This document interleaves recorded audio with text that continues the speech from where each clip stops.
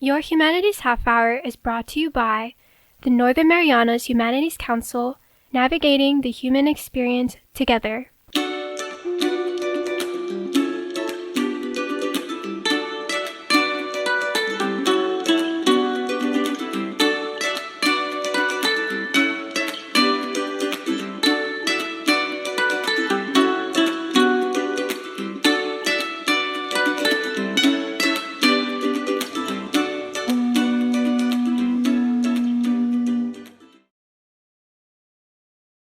Hafaday, Tiro, and welcome to Your Humanities Half Hour. I'm Catherine Perry, and our guest today is Nicole Calvo of Pacific Historic Parks. She is the Development and Program Manager in Guam and the CNMI. Nicole, welcome. Thank you very much, Catherine, for having me. It's nice to have you here because you have something very exciting that you have come to Saipan to share about. And before we tell people what it is, why is it so important, you feel? I think it's important because it's a talking with the community. So it's talking story with our people, and it would be business professionals or nonprofit organizations, most especially our Manumko, to hear how they felt, what they wanted, what they felt were concerns that could be brought to light so that we can address some of those gaps in whatever areas they focused on. Yeah. So you've talked to a lot of people and you've put it all in this document. What are we talking about today? So Pacific Historic Parks, we wrote for a grant with the National Park Foundation in 2023. The National Park Foundation happens to be the official nonprofit organization for the National Park Service. So our organization, we are a cooperating association with the National Park Service, and we're here at American Memorial Park in Guam at War in the Pacific. Our main office is at Pearl Harbor National Memorial, and we serve at other parks in Honolulu as well, in Hawaii, I'm sorry. And writing for the National Park Foundation's grant was to develop, our goal was to develop capacity building within the Marianas. And so we opted to do a needs assessment about historic and cultural preservation, and we did it as focus groups. So it was a qualitative study that we did. We came to Saipan in September last year, and many people like yourself, Catherine, thank you for joining us. We called out for community members to come out and focus on the needs for cultural and historic preservation on our islands. And so we did it on Saipan. We had 2 sessions in Saipan. But we also did it in Rota and Tinian, and those were remotely done. A couple of our teammates went out to Tinian and conducted the session there. In Rota, we had an online session, and that worked. And we worked with the Northern Marianas College, and a shout out to them for their satellite campuses in Rota and Tinian for allowing us to do this, the focus group sessions with the community there. And then we did it on Guam as well. So in Guam, we had 3 sessions. So we had a total of 16 sessions.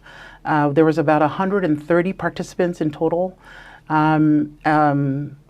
16 focus groups, and 7 sessions is what we conducted. And we did that in the span of 2 weeks in September.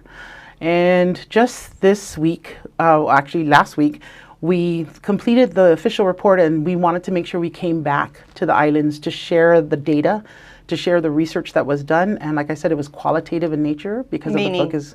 So we concentrated on focus groups, and we had facilitators who spoke to the focus groups on certain priority areas that our organization identified. Can you tell us what the 5 areas are that you looked at? Sure, absolutely. So the 5 focus areas that we focused on, the first one was preservation and restoration. Then we had education and interpretation. We did research. We felt community engagement was important. And finally, it was like our future vision of what cultural and historic preservation would look like. Those are the focus areas. And of those areas, we had 11 questions that were formulated. It started with like 35 questions, and we kept knocking it down. We're like, we can't do this focus group. Questions. I know. So we had so many questions, but there was 11 at the end of it all. And this is what the facilitators had asked the focus groups that were selected and chosen or accepted to come to the sessions. And the sessions were about 3 hours in length only, but there was so much rich information that came from the individuals that sat in those sessions. And 3 hours of anyone's time on a weekday is a lot. So we are very appreciative of everyone who participated in the sessions. I really see the way you went about this as kind of a model for how other people who want to gather community feedback and opinion and input might be able to do this. How did you go about choosing or organizing the focus groups? Because I was surprised when I got the email saying, hey, we want to know what you think. Yeah, well, you shouldn't be surprised because you're really out there. You're in the forefront of everything that we're doing, and we thank you for that. We sat together as a team and we discussed about people that organizations, groups, partners that we've worked with, National Park Service, other nonprofit organizations that do similar work with historic and cultural preservation. Also, we felt it was important to work with our business community and get the input from the business community because we didn't want to silo anything. We wanted to make sure we got a great cross section of the communities, across the islands. We worked with our educators, whom we work with constantly, and we also talked about our students. But we felt that it was important enough to get the input and the insight from an older student. So we're talking about post-secondary students. We went out to the Northern Marianas College, the University of Guam, the Guam Community College. So we got those students to come in and have a focus group as well. And last but not least, we wanted the input of our elders. So the Manumkul we invited.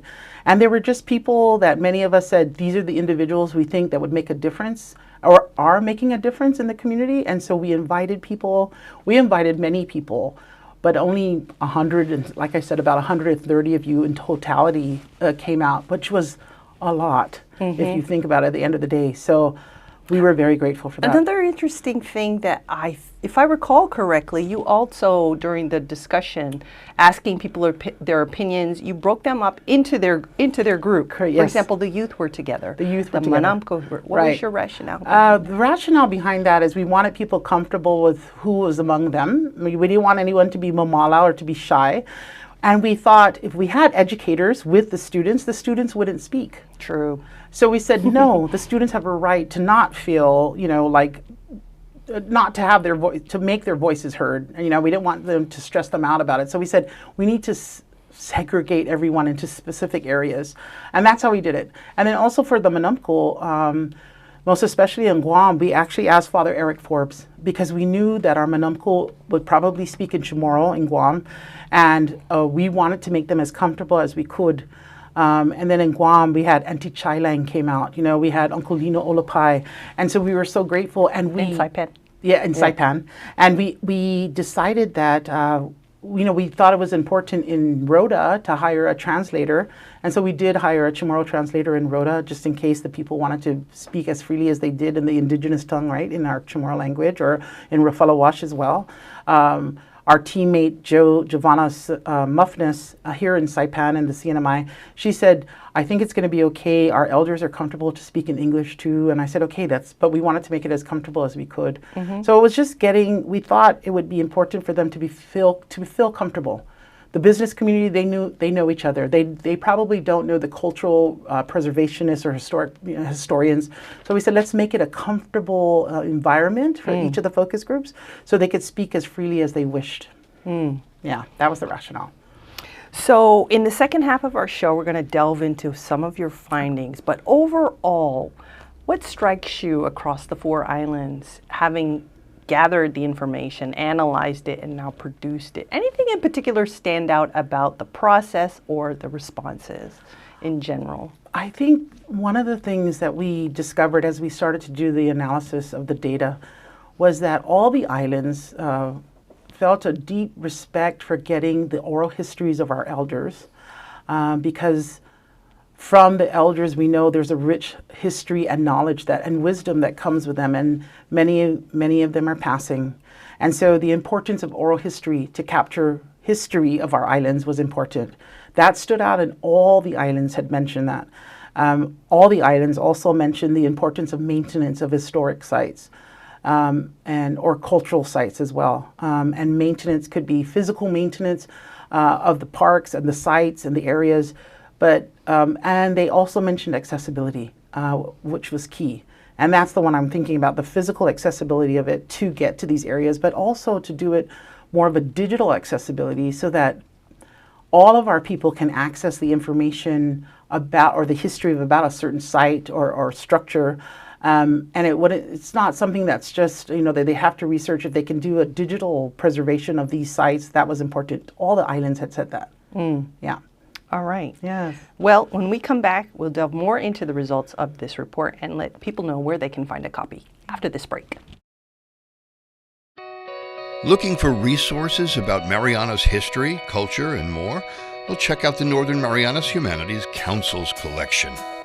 Our extensive video, audio, and photographic library can be found on YouTube, Facebook, and Instagram at 670 Humanities. Or check out the written resources on our website at nmhcouncil.org. And for those who prefer a good book, we also have a selection of local publications for purchase. So, dive in, explore, and share your comments as we navigate the human experience together.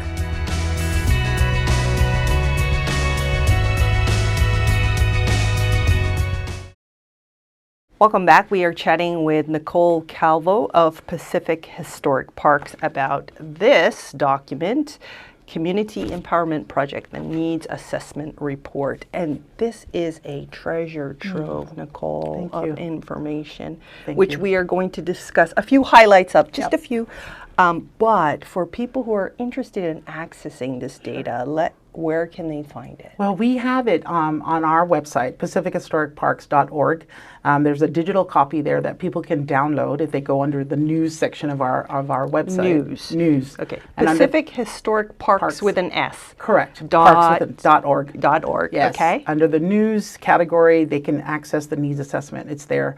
But also the hard copies, if anyone in the CNMI is interested in getting a hold of this copy, it is at American Memorial Park, and Giovanna Muffness, our Pacific Historic Parks partner, our teammate here in Saipan, has copies of this. So if anybody's interested, they can come down to the park and ask for a copy of it. Okay. Yes. And as you mentioned at the beginning of our chat, this is really would be a great resource for people, especially applying for grants, because you guys have already justified a lot of what the community says we want and need in terms of historic and cultural topics or grant projects. Correct. So when you presented this to the public at the American Memorial Park Visitor Center, you kind of pulled out some questions from each of the sections. Yes. Could you share with us a few of what you asked and what were the responses that stood out across the 4 islands? Right. Okay, so I'm going to pull, for example, for education and interpretation. The question was, how can education and interpretive efforts be improved and made more engaging and be more effective? Across the islands, what was said was educational resources are needed more up to date, or just more in general.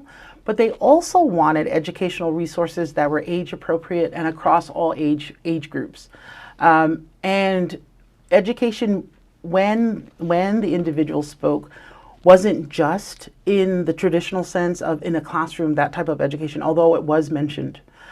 But it was also termed as education for the community. How do we empower our community to, with the knowledge of our historic and cultural sites, so that our people have a deep-rooted understanding of where they're from and who they are as a people, from whatever islands that they were serving from. So that was a big one for us with education, and we saw that throughout.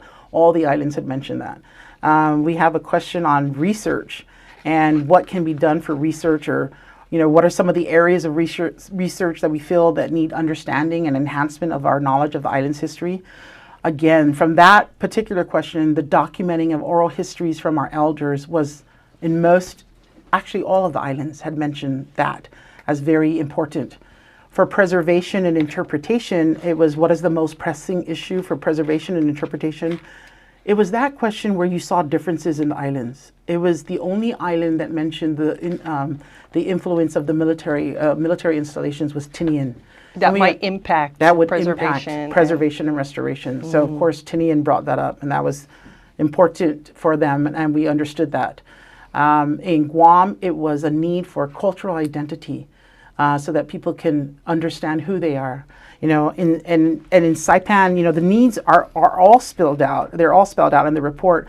But in Saipan, it was the development of educational resources and programs for the community. Rota was the maintenance of their lati sites. And so each island had a difference of opinion as to what they thought was the most important. But as you look at their other answers, because what we did is, as we analyzed, we did the top 4 answers from each of the islands. But somewhere within the second, third, or fourth category, they're saying the same things, right? So, yes, there's a commonality too. Although there are some differences, there are commonalities. One of the things that we in Guam, as we were doing the analysis for the islands, it was brought up in Saipan and in Tinian for preservation, was the language preservation. Chamorro and Carolinian in Saipan. In Tinian, it was Chamorro. And for us in Guam, as we did the analysis, many people in Guam, as a matter of fact, I just know earlier this year, I was listening on a talk radio on the island of Guam, and someone had mentioned, well, you know, when we go to Saipan, all the kids are speaking Chamorro. And I guess that is not the case now. So it was an eye-opener for us in Guam, because for Guam, we've been struggling with this for many, many years now. In Saipan and in Tinian, they asked for full immersion programs for language. And so it brought this light to us that we see that there's a struggle in the islands now. Rota has not said that. And we're very happy that Rota hasn't said it. Most people believe that if you take your child and put them in Rota and leave them in Rota, they're going to be able to speak the language, you know, as a first language speaker. And so it was warming that Rota didn't say it, but it was disheartening that it was coming from Tinian and Saipan. However, the people of Tinian and Saipan are aware of it, and they want action taken now. So that's something that struck us as we analyzed the data. Another section that you mentioned, you asked about, was related to community engagement. Yes. I do have a criticism of this report. Sure. Because I remember specifically during the focus group conversation, when we got to this question about community engagement, every single focus group wrote down, we need food. Oh. I see.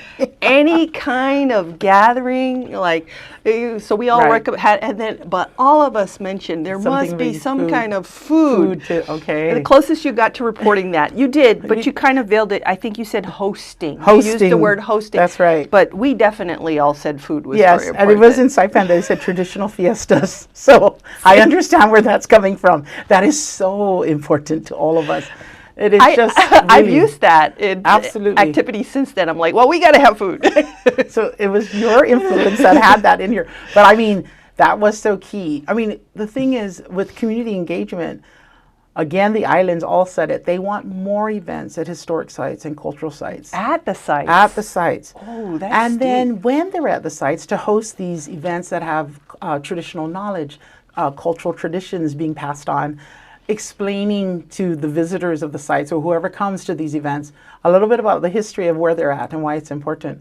So I thought that was quite interesting. But food for our islands is so important, right? We all know that. We had to make sure that we had funding to make sure we fed our focus groups. It was important. And then when we presented, I said, make sure there's food for the presentation, because I'm not going to have anyone talking about us if they're not going, if they're going away. But it is such a traditional thing for us. It is. It is a cultural thing that brings us together. I mean, I think about the traditions of fiestas or family gatherings and parties, and just everything that we learn as we engage and as we gather as a people. It's so rich. And it's so important. I've often said that it's sad on my island of Guam that when we have our fandangos, our weddings, no one's ever doing it at home now. It's always at a hotel. You know, so all of the traditional values that come through of having something that's hosted at home is kind of lost, because now we can just get a caterer, set it all up. It's not like the families come in and everyone participates. It's no longer like that. There are some things though that we can still take away from it, but I mean, yeah, food's important. Yeah. Thank you for acknowledging that. I totally agree. The final section that you kind of include in this report is future vision. Great. Yeah. We have this report, and we know how many reports just go and sit on the shelf. That's not your intention. No. Tell us about your vision. Specifically for our organization, Pacific Historic Parks, we want to ensure that this document is used for the good of our future, of our islands and our people.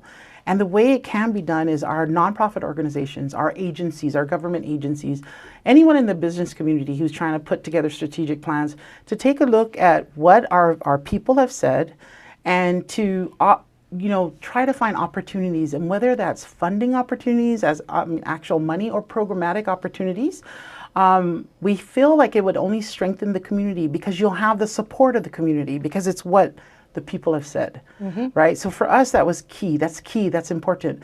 We want to strategize too in the initiatives that we propose with Pacific Historic Parks and our islands to make sure that these are the needs from the community. We're not putting together projects that we're just thinking out of our head. It's got to come from what is it that the people need? What does the community need? And they've said it here.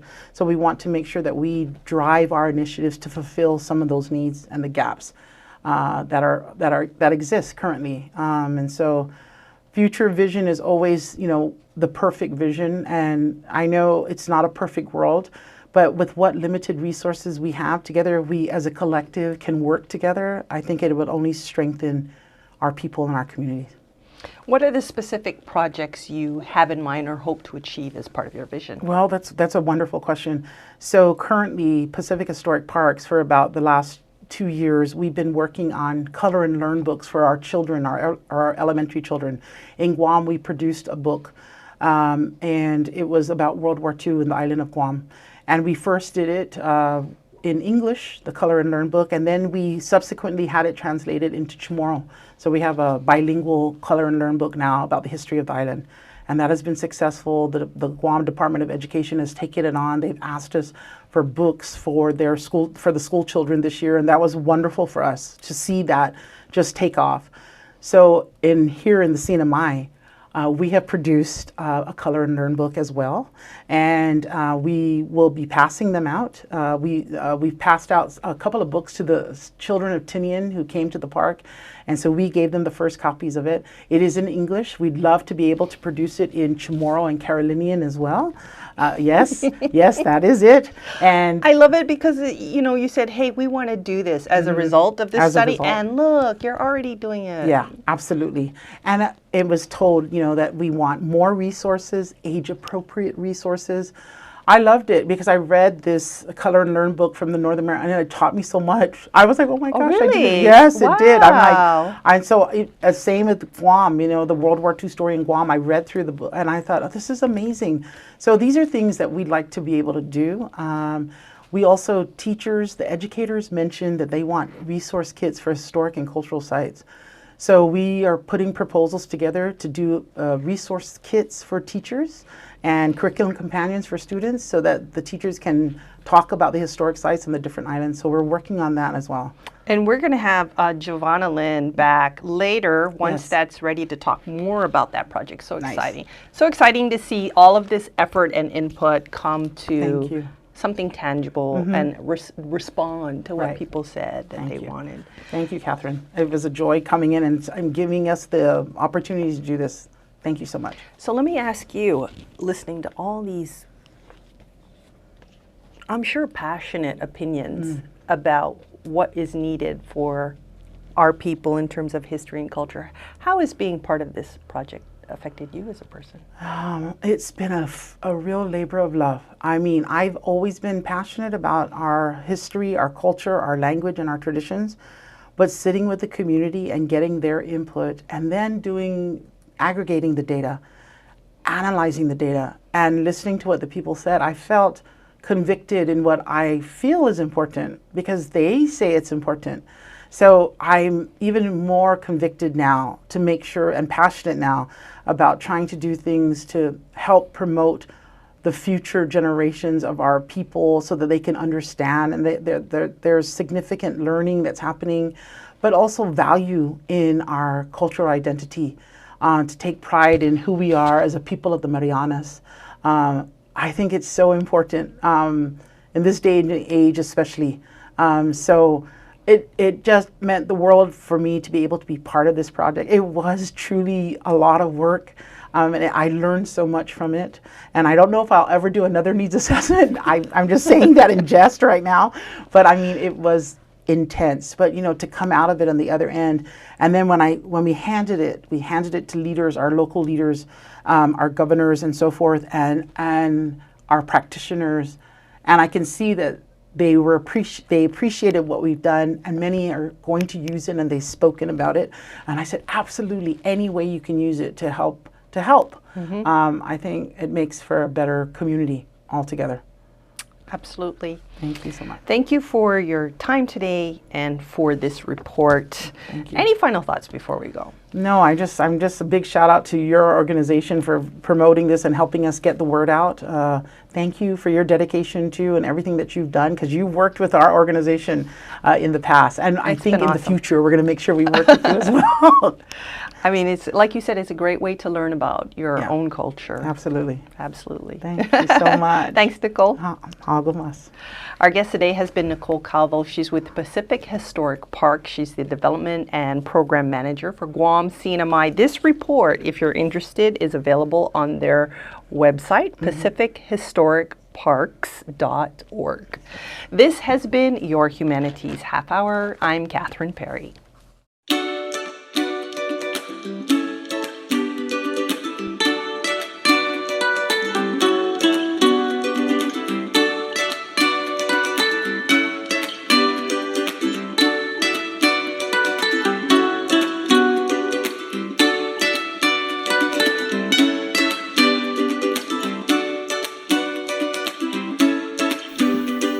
Your Humanities Half Hour has been made possible in part by a major grant from the National Endowment for the Humanities. Democracy demands wisdom. Any views, findings, conclusions, or recommendations expressed in this program do not necessarily represent those of the National Endowment for the Humanities. For more information or to share your thoughts, contact the Northern Marianas Humanities Council at nmhcouncil.org or on social media at 670 Humanities. That's 670 Humanities.